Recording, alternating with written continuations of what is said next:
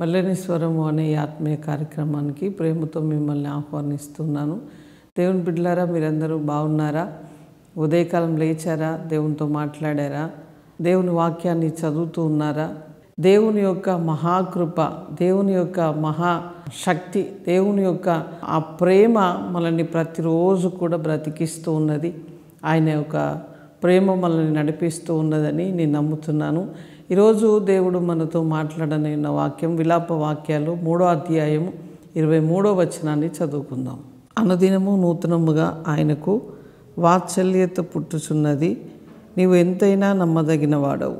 ప్రతిరోజు కూడా నూతనమైన వాత్సల్యత పుడుతున్నదట. అంటే నిన్న ఉన్నట్లుగా ఈరోజు ఆయన వాత్సల్యత ఉండదు కదా. నిన్న ఉన్నట్లుగానే, నిన్న జరిగించినట్లుగానే ఈరోజు జరిగించడు. కానీ ప్రతిదినము ప్రతిరోజు నూతనమైన వాత్సల్యత, నూతనమైన కృప, నూతనమైన కార్యములు. ఆయన ఎంతైనా నమ్మదగినవాడు. చూడండి, మనము కొన్నిసార్లు నమ్మదగిన వారిగా ఉండం. కొన్నిసార్లు చిన్న చిన్న కష్టాలు, బాధలు, దుఃఖములు, వేదనలు వచ్చినప్పుడు కృంగిపోతాం. కానీ దేవుడు ప్రతి సమయమందు, ప్రతి కాలమందు, ప్రతిరోజు, ప్రతి గంట, ప్రతి నిమిషము కూడా ఆయన నూతనమైన వాత్సల్యత పుట్టించడమే కాదు, అదే విధముగా ఆయన ఎంతైనా కూడా నమ్మదగిన దేవునిగా మన కోసం ఆయన కనపరుచుకుంటున్నాడు. కనుక మన ఎడల ప్రతిరోజు నూతనమైన కార్యములు చేస్తున్న దేవుని వైపు నిత్యము చూస్తూ నూతన హృదయము, నూతన ఆనందము, నూతన సమాధానం, నూతన ఐశ్వర్యం, నూతన ఘనత, ప్రతిరోజు వీటన్నిటి కొరకు వాటన్నిటినీ ధ్యానం చేయడం కాదు, వాక్యమును ధ్యానం చేస్తూ, ఆయన వాత్సల్యతను ధ్యానం చేస్తూ, ఆయన యొక్క నూతనమైన కార్యములను తలపోసుకుంటూ, ఆయన మన జీవితంలో ఏమేమి నూతన కార్యములు జరిగించాడు అవన్నీ కూడా స్మరణకు తెచ్చుకుంటూ, అవన్నీ కూడా జ్ఞాపకం చేసుకుంటూ, అవన్నీ కూడా నెవరు వేస్తూ, ప్రభువా నీకు స్తోత్రాలు, ఇదిగో ఈరోజు నువ్వు ఈ కార్యం చేసావు, ఇదిగో ఈరోజు ఇంత నెమ్మదినిచ్చావు, ఇంత సమాధానం ఇచ్చావు, ఇట్లాంటి పరిస్థితుల్లో కూడా ప్రభువా నీ వాత్సల్యత నా మీద చూపించావు అంటూ ప్రభుతో మాట్లాడినప్పుడు నీ జీవితంలో ఒక నూతనమైన కార్యము జరుగుతుంది.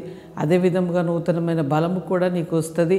ఈరోజు ఒకవేళ కృంగిపోయి ఉన్నావో, బాధతో ఉన్నావో, వేదనతో ఉన్నావో, దుఃఖముతో ఉన్నావో, మరి ఏ పరిస్థితిలో ఉన్నావో, ఇంకా ఏం జరగట్లేదని ఒక ఆశతో నువ్వు ఉన్నావేమో, ప్రభు అంటున్నాడు నూతనమైన వాత్సల్యత నేను నీ మీద చూపిస్తూ ఉన్నాను, నూతనమైన కార్యములు నీ జీవితంలో చేయబోతున్నానని ప్రభు మాట్లాడుతున్నాడు. కనుక ధైర్యముగా ఉండండి, ఎప్పుడు కూడా కృంగిపోకండి, ప్రతిరోజు కూడా దేవునితో నడుస్తూ ఉండండి, నూతన బలం పొందుతూ ఉండండి, దేవుని కార్యములు అనుభవిస్తూ ఉండండి. అద్భుత కార్యములు ప్రభు చేయనై ఉన్నాడు. ప్రార్థించుకుందాం. పరిశుద్ధుడా, జీవము కలిగిన మా తండ్రి, నీకు స్తోత్రాలు చెల్లిస్తున్నాం. ఈరోజు ప్రభువా నీ ప్రియ బిడ్డలు ప్రభువా మరి ఏ నూతన కార్యము కొరకు ఎదురు చూస్తున్నారో వారి ఎడల నూతనమైన ప్రభువా వాత్సల్యత పుట్టిస్తూ ప్రభువా నువ్వెంతైనా నమ్మదగిన దేవుడుగా ఉన్నావు. అందుకై స్తోత్రాలు చెల్లిస్తున్నాం. నీ ప్రియ బిడ్డలందరినీ కూడా దర్శించండి. వాక్యమును చూస్తూ అయా ఈ వాగ్దానమును రిసీవ్ చేసుకుంటున్న ప్రతి బిడ్డ మీద నిత్య ఆనందము, నీ వాత్సల్యత ఉండునట్లుగా కృప దయచేయండి. ప్రభువా నీ బిడ్డల మీద నీ ఆనందము, నీ యొక్క మహిమ, నీ శక్తిని విడుదల చేస్తున్నాం. ఆరోగ్యముతో, క్షేమముతో, సమాధానముతో అయా వారి ప్రయాణములో మీరు తోడై ఉండండి.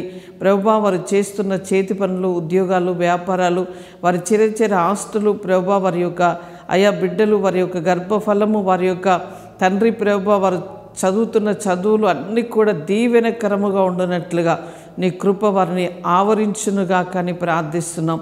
మేలుతో వారి హృదయము నింపబడాలయ్యా. ఎవరు అనారోగ్యముతో ఉన్నారో ప్రభువా ఇప్పుడే వారికి ఆరోగ్యము, క్షేమము కలుగునుగా కానీ ప్రార్థిస్తున్నాం. ఎందుకంటే నీవు పొందిన దెబ్బల చేత వారికి స్వస్థత కనుక నజరేయుడైన యేసు క్రీస్తు నామములో అయా నీ బిడ్డలకు స్వస్థత కలుగునుగా కానీ మేము ప్రార్థిస్తున్నాం. ప్రభువా ఈరోజు పెళ్లి రోజు, పుట్టినరోజు జరుపుకుంటున్న నీ బిడ్డలందరూ కూడా ప్రభువా నీ కృపను పొందుదురుగాక. ఈ సంవత్సరం అంతా ఆరోగ్యము, క్షేమము అయా, ఈ సంవత్సరం అంతా వారి నోటి నిండా నవ్వు అయా, ఈ సంవత్సరము నీ దయాకిరీటం వారికి ఇచ్చి నిత్యము వారిని నడిపించమని మహిమ ఘనత మీకు చెల్లిస్తూ యేసు నామములో అడుగుచున్నాం తండ్రి. Amen, amen. Praise the Lord. God bless you.